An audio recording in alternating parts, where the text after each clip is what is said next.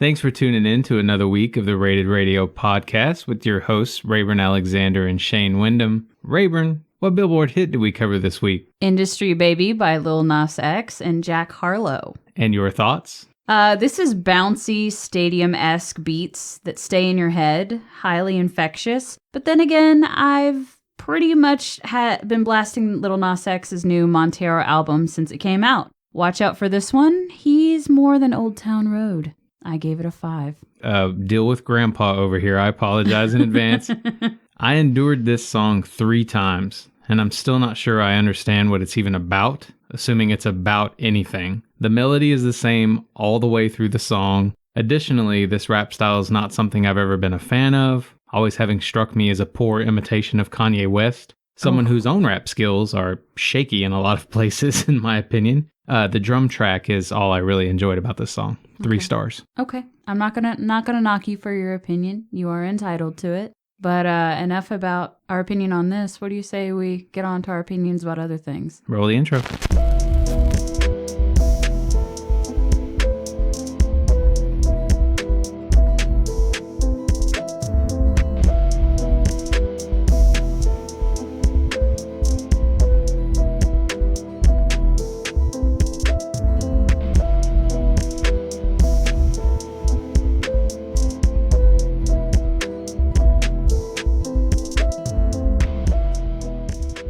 All right, so first up this week, we're going to be covering Archers. Thank you, Bianca, for your recommendation. Most definitely. They only had 2 albums that I could find anyway. First disc that we covered was called Cuts and Bruises. It was from 2015. This was my bottom album. This was also my bottom album. Out of the 7 tracks, I gave 6 5s. Oh, hot damn. Okay, starting off real wild. I gave it 2 5s. My top track was Farewell, Fairweather. My top track was Ask Me in 2016. Bottom track was A Prayer for the Willing. My bottom track was Farewell, Fairweather. We really are starting off on the right foot. For me personally, come on. This Secret Scene Kids metalcore heart was made way too happy by hearing this album. If you ever got into groups like Cauterize, Attack Attack, Killswitch Engage, Darkest Hour, Atreyu, etc., this short spin is one you need in your life. Metal fair verses devolve into ballad-like choruses. Best surprise of the season thus far. I guess I missed the scene, train, boat, whatever the fuck you want to call it. This was emotional metal, leaning more on the emotion for me. Vocals stand out. I loved the more alternative sounds. That's really where my loyalty lies, and I think I've proven that in the past. Where the hell did they come from, and why am I just now hearing about them? Again, not all bad, but not all phenomenal, in my opinion. The next album we covered, the last album we covered, whichever you prefer. Yeah. The only other album we covered was New Normal from 2020. This was also a short disc. It was my top album, obviously. It was also my top album, obviously. Out of the 6 tracks, I gave 6 5s. Gotta shake it up. You? I gave it 1 5 out of 6 tracks. My top track was Composure. My top track was Making Eyes. And that was my bottom track. Okay. And my bottom track was Black Market Monkey Magic. All one word. Yes, it was. This album totally feels like Bullet for My Valentine did a collaborative EP with Fall Out Boy. Some Breaking Benjamin elements at play here too. I hate to draw so many comparisons because this is unique and some of the best music I've heard all year. Could just see having trouble placing the group in a guessing game setting. Their style is refreshing though, and the eclectic flair rivals most groups I could name who are making the same sort of music. Plus, their hooks are ridiculously catchy. Any fan of metal with alt-pop moments should be listening to this group as soon as our show is over. For me, this album was insane, especially the guitar this go-around.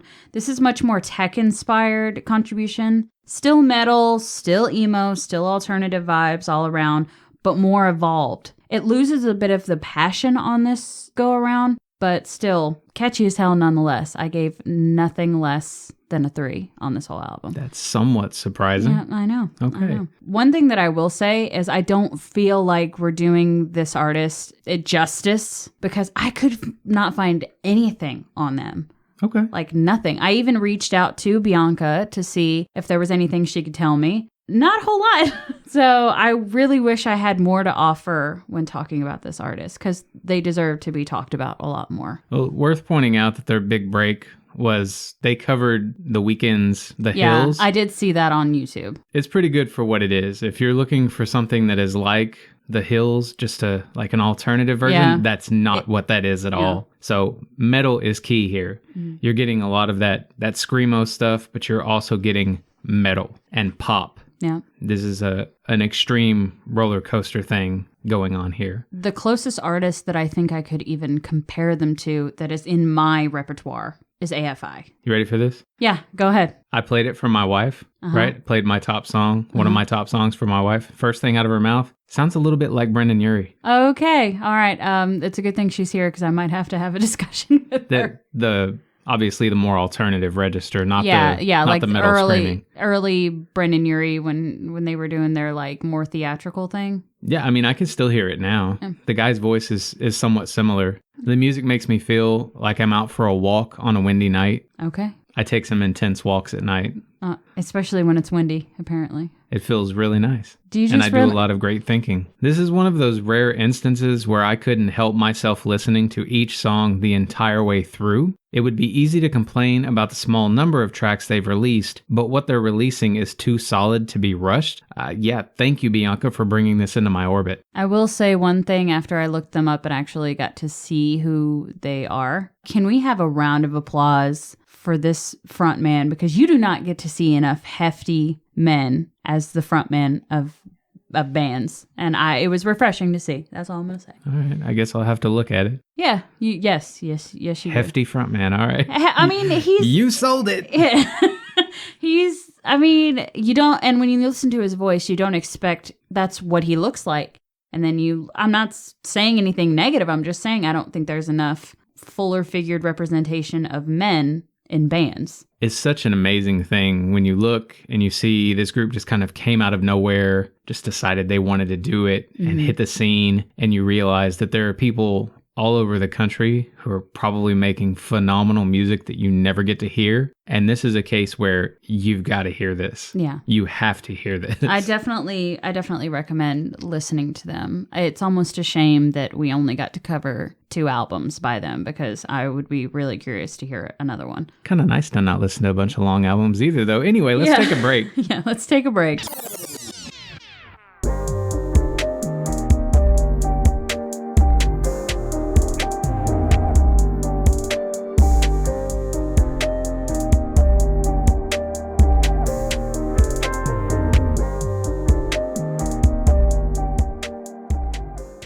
So, you got to pick our list. What was that list? Are we talking about the original list or the list that I tried to change it to?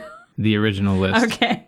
I tried to give Shane specification, but he, being the overachiever that he is... I was already done. Had already completed his list. So my list that I chose this week was top 10 club hits. How do you feel about that particular subject, Shane? Well, firstly, let me thank my co-host for the list topic because I've been meaning to put this playlist together for the longest time. And to be clear, the picks you see on my list are the representation of a specific sound, not songs I've necessarily enjoyed in clubs myself. Same. My wife says this is the sort of thing she and her brothers would dance to as kids in their dad's garage. And I think that's a perfect assessment of the mood I was going for. Are you happy with the list? Did you get upset you didn't have more specificity? It's funny that you say you've been wanting to create this list for a long time because I feel like we had this conversation about We did. Those forgotten club hits that, nobody remembers the name of, but the minute that they pop on, you're like, oh, I remember that. And it's like this most stupidest, repetitive thing of a song. I'm very curious to see how many of these picks, when our lists actually come out, how many of them are the same. Are the same. And if there's anything on your list that I didn't find or think of over the years, I thought I had everything, but I found 1 or 2 tracks that just, totally took me back, even after all this time. Had been stored in the memory bank that you had long forgotten. Mm-hmm. Well, the song that I decided to make my subject this break is Come On and Ride It, parentheses, The Train by Quad City DJs. So I had mentioned in past episodes my love of performance and doing it as long as I could remember. I mean, we remember this conversation. Whether that was a downfall of my upbringing, you can be the judge, but this is a song I can remember choreographing dances to just for fun. Yep, I was that kid. Nice to meet you. Welcome to the Rated Radio podcast. I will jump on your train for this one time and say I highly doubt that you were alone in that. Highly doubt it. There was more than one dance to this song. I believe it. So my pick is not really representative. It's kind of the end capstone. My playlist is meant to play in circular fashion. Uh-huh. Okay, and it starts in a certain place, ends in a certain place, and loops back around. Okay. And what I picked was Cantaloupe, Flip Fantasia by US3. As far as the story goes, Jimmy, Jason, and I in my grandmother's living room playing Turtles in Time for the Super Nintendo. That's what Cantaloupe reminds me of. Wow. I think Jimmy had just bought the single, and we must have been enjoying the Turtles so much that we couldn't be bothered to change the song because we just kept spinning it. And it's quite a repetitive song. Okay. Nice. I can't place it, but another reason for me to go back and listen to your list. There you go. So there we go. You'll know it. Oh, I'm sure I will. I'll be curious to know if you or any listeners found anything that you didn't remember, or if there's a single song on either of our playlists that you've just never heard. That would be really interesting to me because I think of these as like this ingrained in the back of my head. Yeah, everybody knows them. They just forget that they know them, or they don't want to remember that they know them.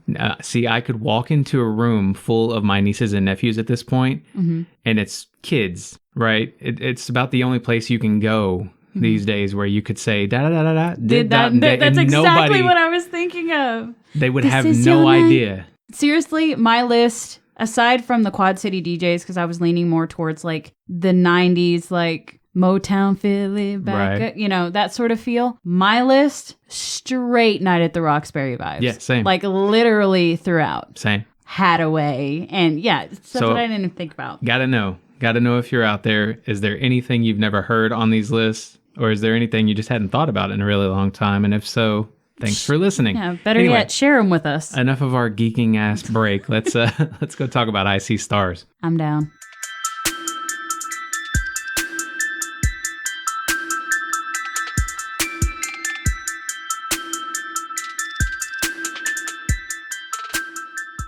I'm like going through like my Rolodex of dance music from the late 90s and early 2000s. It's a good Rolodex. It is a good Rolodex. My life really does feel more complete now that is in one single I gave you place. A reason to create it. Yes. Yeah. It's just one of the few I've not like gone through and just sectioned them off. Little did you know, I had already created a list for my personal use. Like there are videos that my sister took of me on Snapchat that shall remain in the depths of Snapchat of me doing the This Is Your Night dance from Night at the Roxbury because we watched it a lot when we were younger. So we sent it to my brother. We're those people. We're going to talk about I See Stars now. Yeah, let's talk about Sorry I See for the break, Stars. continuing into the second half. First album we covered by this group, which I think when I paired them, I didn't realize they would have anything in the way of a similar sound, but they do. I didn't know that you didn't intend that. I guess that makes sense. Bianca recommended them. She recommended both artists. I hadn't heard of either artist. They weren't in my list, and I thought, they're probably somewhat similar. Yeah, let's do MASH. Yeah. And it works. Anyway, the first album we covered was The End of the World Party from 2011. This was my bottom album. This was my top album. Out of the 11 tracks, I gave 8 5s. I gave 2 5s. My top track was Glow. My top track was Over It. My bottom track was Home for the Weekend. And my bottom track was Wonderland. My Attack reference is continuing here. Only the group's flair sounds a lot more like someone blended My Chemical Romance with Coheed and Cambria. The alt-metal pop foundation isn't as intricate or brooding as Archer's, but it makes up for that with its infectious energy. I will say one thing before I get into this first album. Bianca did tell me that she actually saw this band on her honeymoon, and I'm going to try to not just talk. Offend you in any way. I gave 8 5s out of 11 tracks. I think we're in good territory. All right. Here. This is electronic alternative for me. This makes use of metal vocals. Sometimes sounds like 303 to me. This is young, perfectly relatable for a teenager. Okay. Okay. I'm not going to argue with any of that. I don't have any problems with it, actually. This, when you said scene earlier, definitely 100%. Like I said, I think I missed the boat on it, but I feel like bands like this would have probably resonated more with my sister at the time. Like, I feel like I was too old to be listening to it when it was popular, and that's a shame. All right, here's me, late 30s. I love this shit. I still haven't figured you out, dude. All right, well, I think you'll understand by the end here. Next album we covered was Digital Renegade from 2012. This was my top album. This is my middle album. Out of the 10 tracks, I gave 9 5s. I gave 0 5s. Damn. I know. I apologized. My top track was a toss-up. I really couldn't decide between NZT 48 or Filth Friends Unite. My top track was I Believe. And that was my bottom track. My bottom track was NZT 48. And I think we're striking on something serious here. Yes. Look, I had some reservations about the listening longevity of the previous album. That goes out the window here. Think electronic screamo, more metal, yet more danceable as well. The experimental extremes are unreal, and they win big. 1 weak track ignored, and this is one of the most interesting LPs I've ever heard. Some might call it Attack Attack imitation, but that does not do this justice. Interesting, I will agree with.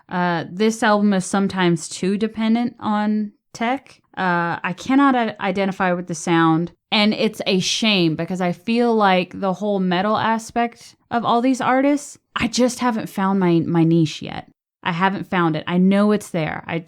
This is not it. Somehow missed the boat on this one. Everything takes a back seat to the guitar for me, including the vocals. I don't want to sound sexist, but I think some sort of girl metal is going to do it for you. That's we'll my see. last linchpin of hope is like eventually we'll get to Jack Off Jill or Kitty or something and you're just going to be, yeah. Anyway, We'll see. Tune in. Last album we covered was New Demons from 2013. This was my middle album. This is my bottom album. Out of the 12 tracks, I gave 11 5s. I gave 0 5s. I want to point out, by the way, if it sounds like I'm giving a ton of 5s, like I always give a ton of 5s, I don't always give a ton of 5s. This is music I fucking loved, okay? Mm-hmm. My top track was 10,000 Feet. There we go. And there is the middle ground. We have found it. Okay. It was also my top track. And my bottom track was Initialization Sequence. My bottom track was Could Pick One. Darkest Hour meets Skrillex. This is Linkin Park in absolute overdrive. We've talked at length about my love of a thrilling music roller coaster, and this group really nails that concept. I had no clue what to expect at the next turn. I just hoped it would be fun, and it met those expectations in most places. The dual vocals are clearer here. There are more floaty breaks in the wall of sound. Not quite as tight as Digital Renegade, but still mind-blowingly good. Maybe the Linkin Park comparisons is something that I just cringe at the thought of. Listen to the Hunting Party album if you want to understand that one a little more. Okay. Because I've